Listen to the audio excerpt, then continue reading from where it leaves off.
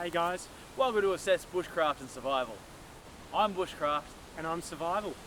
Welcome to 2021. Whoa, we made it, guys! How exciting is that? It's exciting. Yeah. Here's to a better 2021. We want to first of all thank each and every one of you for staying with us, and we look forward to a wonderful 2021. This year, we'll be taking a slight refocus on the content we're producing. Don't worry, it'll still be prepping and survival. We're going to throw some bushcraft in, but we're also going to take a focus on travel. It might Yes. sound odd, but what better time do we have than now to prepare for travel?